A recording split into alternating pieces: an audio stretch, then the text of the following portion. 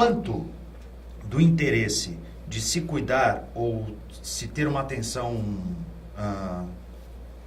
eu não gosto da palavra especial, mas ter uma atenção para o gênero feminino e as suas especificidades no ambiente de trabalho para que ela continue essa caminhada. O quanto disso é um interesse do próprio gênero, das mulheres, colocarem isso em discussão e possibilitarem a sua permanência no mercado corporativo, ou galgarem cargos mais elevados, ou quanto disso é uma preocupação das empresas propriamente ditas. Assim, não, a gente percebeu que as mulheres trazem algo para nós, que a diversidade traz algo para nós, além do lucro propriamente dito, e que para nós também é importante.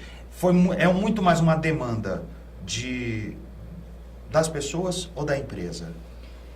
Eu acho que dos dois, mas ainda um pouco mais forte do lado das pessoas. Então, colocando números nessa resposta, somente 33% das empresas no Brasil tem a questão de diversidade de gênero como um item na prioridade estratégica, no top 10 ali de prioridade estratégica.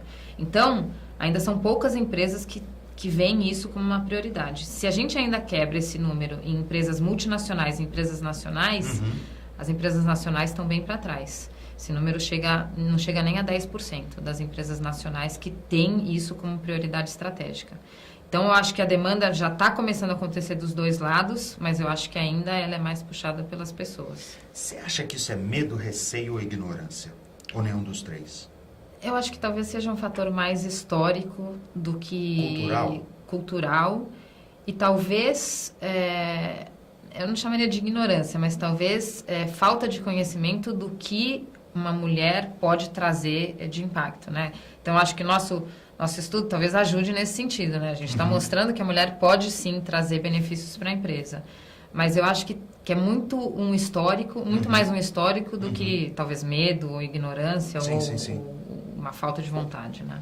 Ou um machismo exacerbado ainda presente, pelo menos no topo, né? Que eu acho que na base você não encontra mais tanto, até porque são as novas gerações e tudo mais, mas no topo você ainda tem os senhores feudais, e né? isso tá linkado com o histórico, né? Esse machismo, né? E eventualmente ele tende a diminuir. Não vou dizer que ele acaba, porque não adianta só a vontade das pessoas existir para que esse número aumente, né? Uma série de coisas tem que ser colocadas, tem que ser implementadas para que as mulheres consigam alcançar o topo. Na pesquisa de vocês, existem 3 principais iniciativas que essas empresas que você citou, que estão tomando atitude em relação ao gênero feminino, que são as mais comuns, ou que elas ajudam nessa questão de retenção e atração dos talentos. Você pode falar um pouco do que vocês encontraram nisso? Então, a nossa pesquisa, ela identificou essas 3 como as principais, né, que tem acontecido hoje. Certo. E as 3 são, a primeira, a flexibilidade do trabalho. Ou seja, você pode trabalhar da onde você quiser, com limites, claro, e com os horários flexíveis. Certo. A segunda é um incentivo a programas de networking. Então, fomentar isso nas mulheres, que a mulher tem uma dificuldade maior do que o homem em fazer networking, né? Então, não entendo. A mulher tem. Para a mulher não é tão natural quanto para o homem criar um relacionamento de networking, né?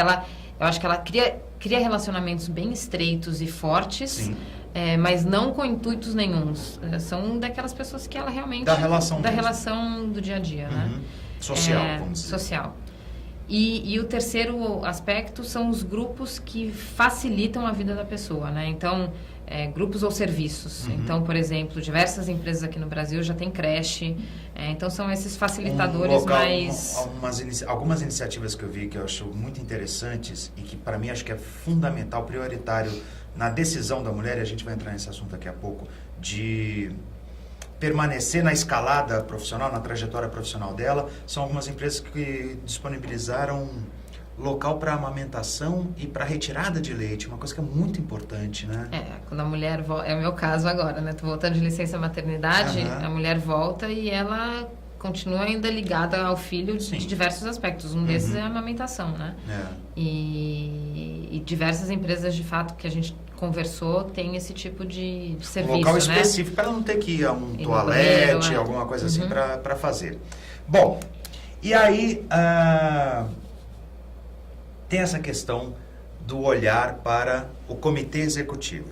a equidade entre gêneros no comitê executivo. Vocês estão olhando para o topo, já não é mais nem C-level, já não é mais nada, não. A gente não quer saber de diretoria. Diretoria já está garantida. Nós queremos saber de comitê executivo, conselho, quem manda de verdade.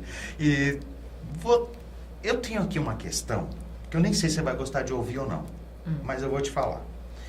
Eu acho que algumas coisas tem uma tendência a ser, e não é uma questão de competência nem nada, mas tem uma tendência a ser mais masculinas, outras serem mais femininas e tal. Um conselho executivo tem que ter uma equidade, tem que ter uma igualdade de gêneros, não de tratamento, mas numérica. É justo isso? É justo isso?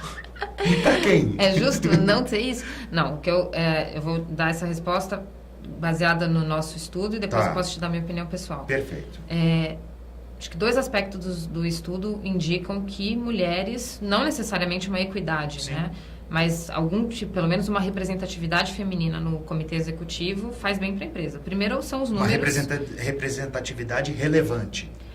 Que possa ter voz num conselho. Porque às vezes uma pessoa num conselho executivo inteiro pode até tá ali meio por cota, vamos dizer.